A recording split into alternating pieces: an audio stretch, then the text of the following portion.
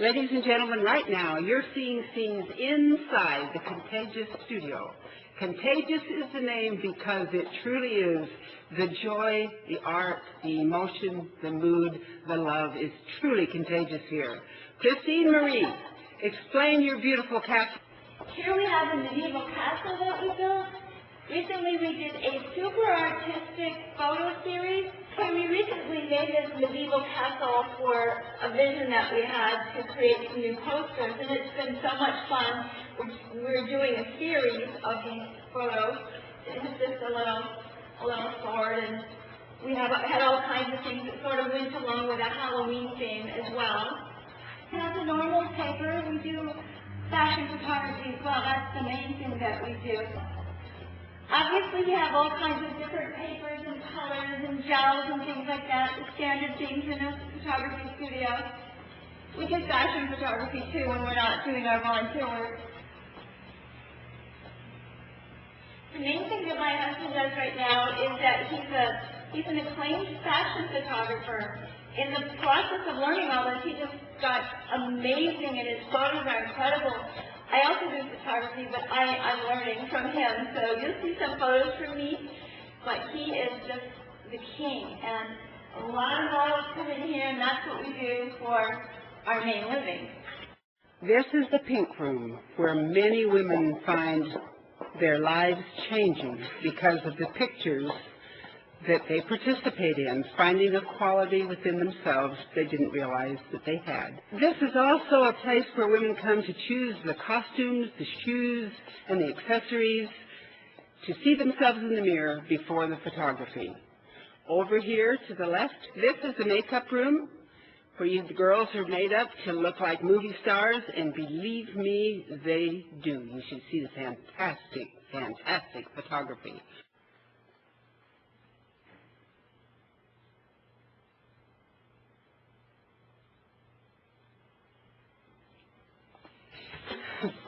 It's my honor to present to you the beautiful Christine Marie. Christine is half of the most creative couple in America. Creative arts for joy, growth, wisdom, and changing lives. Thank you. This is the other half. This is my husband, Tolga. As you can see, he's a photographer, but he's much more than that. I met him 10 years ago. We've been together for 10 years, but we've only been married for 2 years. And when I met him, he was a software developer and a record producer. This is a picture of him and his group back, years ago when he won the BMI Song of the Year award. This is him. He's won gold record, platinum record. Hey, that is a beautiful picture. So he won Song of the Year. My husband won the BMI Song of the Year award, even beating Janet Jackson that year. The song was called Sending All My Love, and my husband is not only a record producer, but he owned a couple of record labels. And then he went into video and software development and graphic design and all kinds of creative things. So when I met him, he was this multi-talented person who had not yet really got into photography, which is what we do now. I mean, we do all the other things, but we've added photography art to the list of things we do. My background was as a writer and a speaker, sort of a motivational educator with a focus on helping children. That was in my past life. So I had the creativity of a kindergarten teacher, mixed with, I suppose, a geek. So I do websites, I also do graphic design and photography and creative directing for photography as well.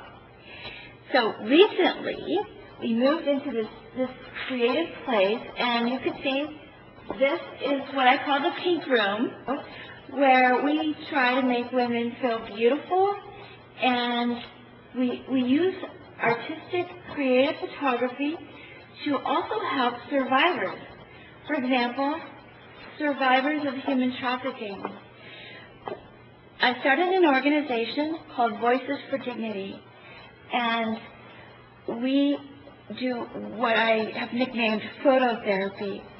Working with a therapist, we learn what a particular survivor needs, what sort of message, for example, needs to be imprinted into her brain, a positive, life-changing message. One of the things that we discovered along the way is how we can use photography to help survivors of trauma redefine who they are.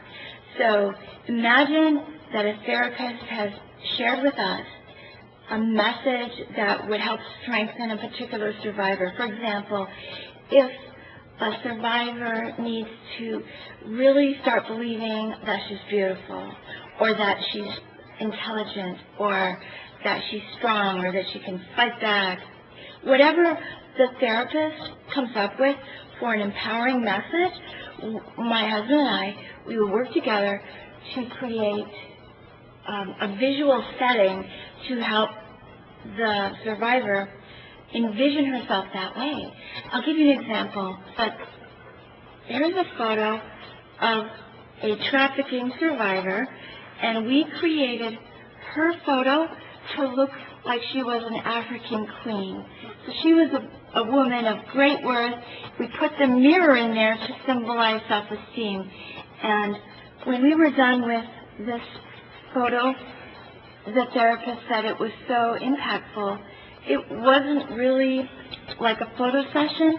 It was more like a life-changing experience. So here in the pink room, we do lots of things, okay? Here's an example. If somebody wants to look classic and elegant, I have my collection of vintage hats, and in our studio, creativity is the queen. No matter what you want to do, if you can conjure it up, we can make it happen. We bring in a set designer. I have a team of volunteers who help so we can create the vision that somebody wants to see in themselves. And the interesting thing is that with photography, when you see a photo of yourself, it teaches you something in a stronger way than just hearing the words. Because a photo goes into the part of the brain where we don't have a skeptic. Seeing is believing. When you see, for example, when you go outside, you see the trees there, you never doubt that the trees are really there because you can see them.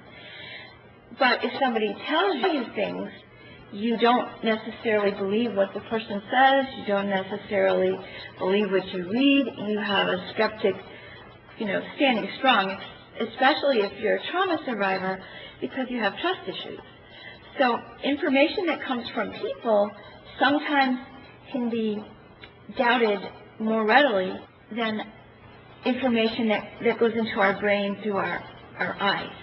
So that's why we try to use art and photography to create strength, courage, and empowerment.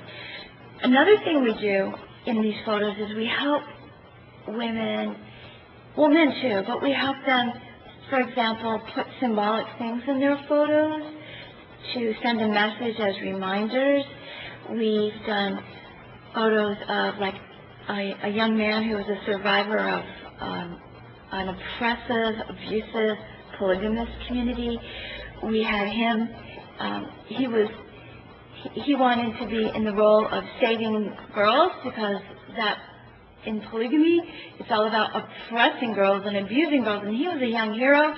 And so we created a photo of him where he was saving this, he was holding on to this pillar that was about to fall on a young woman, and he was the hero saving her from her demise. And it was just a fun thing that he loved.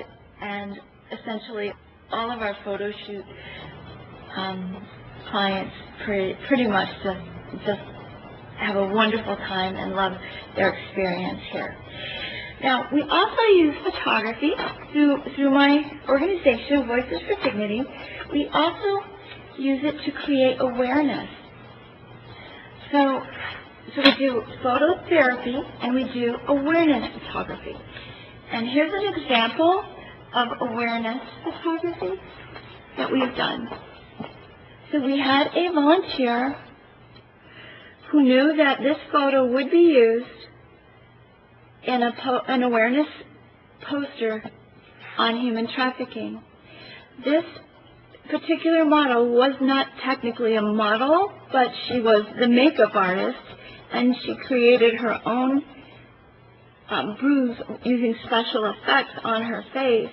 This was a sensitive thing for us to work together with these volunteers to plan out what we could do, what they were willing to do to help pose for this really sensitive type of visual media that will impact the public in a way that will make them stop and read the message.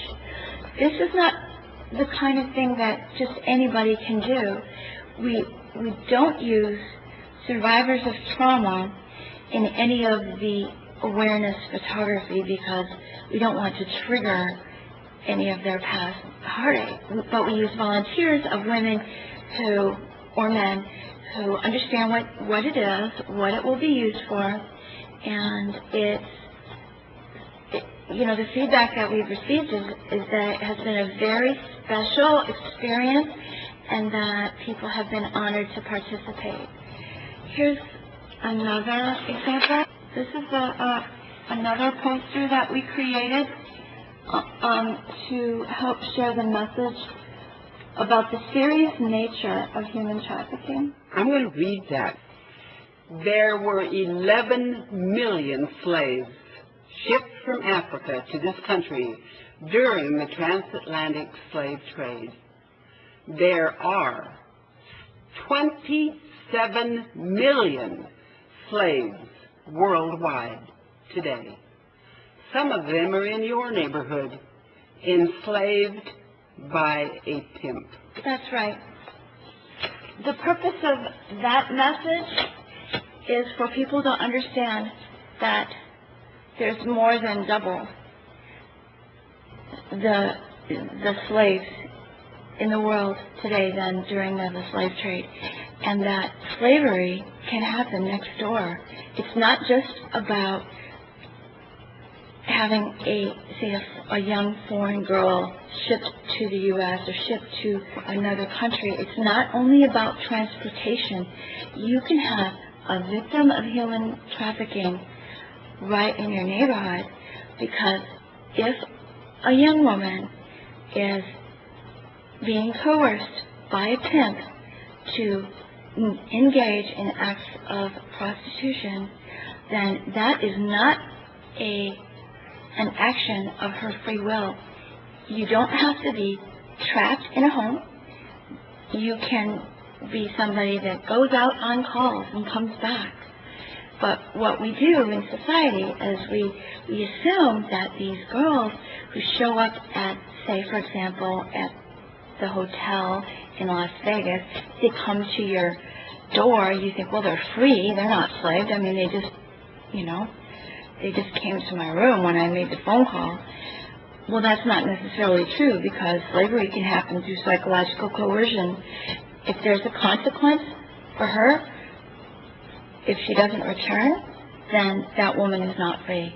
So you never really know who's free and who isn't. That's why we want to do this awareness program, to tell the men, to plead with the men, please don't buy women. What you think is free choice, you don't really know. It's sort of like the women in polygamy too. They smile for the cameras and they advocate, but if they don't, there may be consequences. So you really have to understand psychological coercion. Some of our photography is used in posters to try to help get this message out that human trafficking happens in every city in one form or another. Remember, if a woman has a pimp, she's a survivor of human trafficking. So keep that in mind. When a woman has gone through this kind of complex trauma, it's something that actually changes the way her brain works. All trauma does that. Post-traumatic stress disorder, for example, is something that we know about through the veterans people who come back from war have flashbacks and they have PTSD. Well, this happens as well to the majority of females who are engaged in prostitution. Whether they believe they're forced or not, most of them suffer PTSD. This is what you get when you're a victim of torture. To help them, we thought, it just might be one small thing that we can do, but we do use our art, and we have other volunteers who use their art as well to help these women share their stories. That's a form of healing. We use music, art, video, and other creative ways to add to the body of work in the therapy community. We're not clinicians, we're not therapists, but we're artists. And to help a person heal, there are so many different ways to send a message of empowerment into a person's brain. So that's what we do. We use what we can contribute. Another thing that I love to do is create media using our photography, just positive media, send a positive message. Here's an example. If you know me, you'll know that I'm a rose fanatic. So I take pictures of roses a lot, and this says, "Embrace your thorns and bloom anyway." All of us have, so many flaws and thorns, but it doesn't matter because we're all beautiful no matter what. I have loved the opportunity to help other women feel just wonderful about themselves. I'm also a survivor, like many other women. And what I did to help in my own healing was, of course, I went to therapy. I went back to school. I got a master's degree. I got an MBA, actually. Started my own business. And then I created my organization as well, Voices for Dignity, which you can learn more about at voicesfordignity.com. So I love using my skills to create positive, enriching media that makes a difference in the world. Photography is just one part of it, but it's a fun part for sure. Creativity, I think that creativity has been very helpful to me, and because it brings life joy. And people ask me a lot how I have such a positive attitude after going through such a dark experience, but I truly believe the saying that out of the darkness emerges the beauty. And if we surround ourselves in beautiful things, I think it has some kind of healing for the soul. If we use our talents to create beautiful things, that also has some sort of healing property. It's been a great healing for me to be able to use my creativity to help others. And I believe that when we surround ourselves with beauty, that it has some sort of healing effect on the psyche. But I think that when women engage in creativity to help other people or to help themselves, that they're somehow training their brain to remember this huge body of evidence of their own self-worth. Because it's an accomplishment. When you make anything, it's an accomplishment. Whether it's speaking, blogging, doing photography, artwork, music, or anything in the arts, it's a joyful thing, and joy is healing. Here's an example of something that we sat in here and we made for one of our survivors. I just made some flowers around these little sunglasses. I love to buy the vintage hats and encourage creativity in all of its forms. It's just a way to make life fun. Here's an example of a photo my husband did, and it shows sort of a female warrior. And believe it or not, that was me when we were practicing how to do this. To find new ways to use creativity to make a difference in the world, especially joyful for me when I know that I can help women. The way we learned the power of photography and healing was through our own experience. My husband took on photography only recently, in the past, like 3 years or so.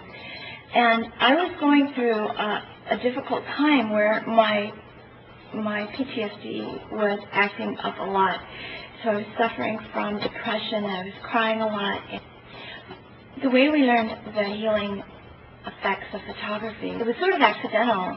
I went through a traumatic experience years ago that I thought was long since over, but something happened that caused my PTSD to take a dive, to re-emerge, and I was struggling with depression and loss of confidence and the lack of a desire to even do anything. So my husband was practicing photography at that time. I was his subject, which I didn't like because I was crying a lot. So he kept taking these photos, and then he would say, "Honey, do you want to keep these photos? You've got tears running down," and I didn't want to keep any of them, but we saw that occasionally, the way he would make the light fall on my face, it would make me look like serene and beautiful, even to myself, and it was amazing.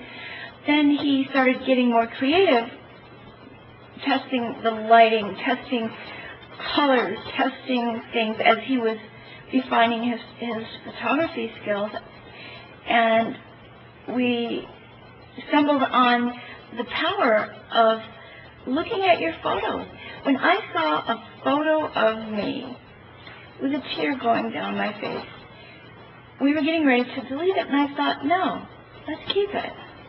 It was an expression of what I felt, and it was like a part of my story, and I was okay with that. Then one day, my husband came home with a costume. This is so silly, but he said, "Here, try this on. I'm testing color." So I put it on, and he, told me to pose different ways. And here's one of these. And beautiful. Again, I thought, okay, we'll just delete these because these are all practice photos.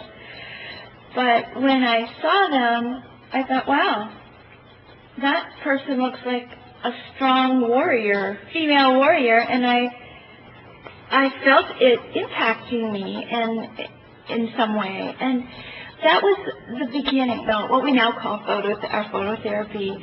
So we help females to see themselves and in a way that is healing for them. Sometimes that way is that they want to express their story through photography, and other times they want to see themselves stronger, classy, beautiful, intelligent, worthy.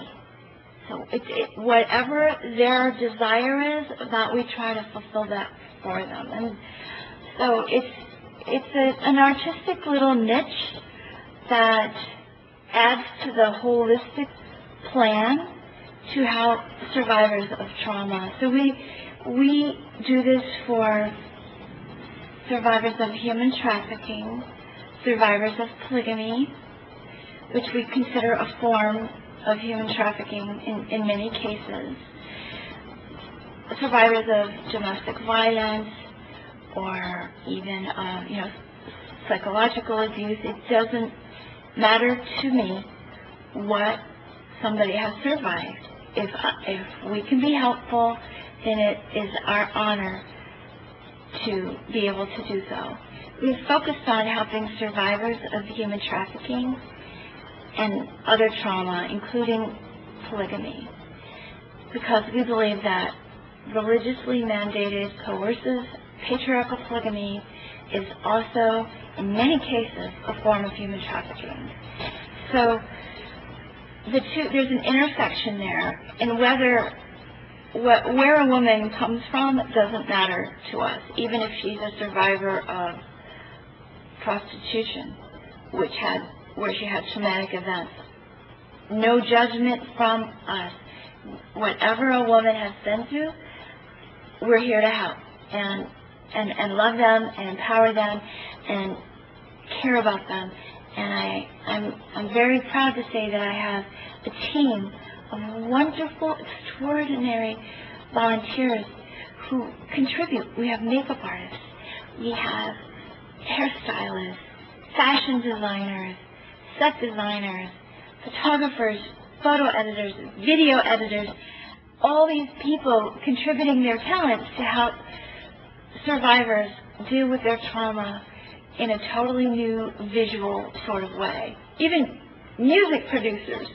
So where this is going to go, I don't know, but I know that for now, it's been a lot of fun for us, and the feedback that we're getting from the people that we try to help has been nothing short of beautiful.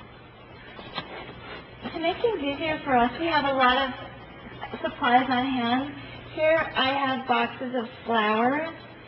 Flowers can be used either in your hair or they can be like clipped on to create certain looks. We have hats on hand. We have all kinds of accessories as well.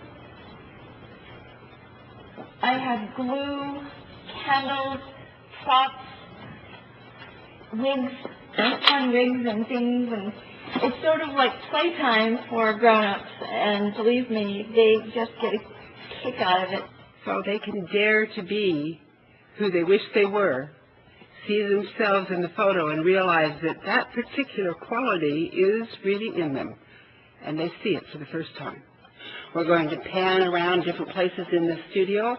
There are huge seating areas in the studio to sit, to work, to stand, to be photographed, all kinds of areas for costumes and dressing. This is a huge studio. It goes up what could be, it goes up 32 feet. The building is large, and it has many areas to create many beautiful scenes, emotions, pictures, videos, and future models and stars, not only in the public, but in their own life. Christine Marie, thank you so much for letting me have this time to have your interview. Contagious, a studio where dreams are made. The castle of your dreams can really happen here. Thank you, Christine Marie, for Voices of Dignity, for helping people realize they really can build the castle of their dreams, for the great photography, and most of all at this moment, for allowing me this great interview. Thanks so much. To make sure that Rebecca understood what we do here, we did put her through a photo session of her own. Check out her picture.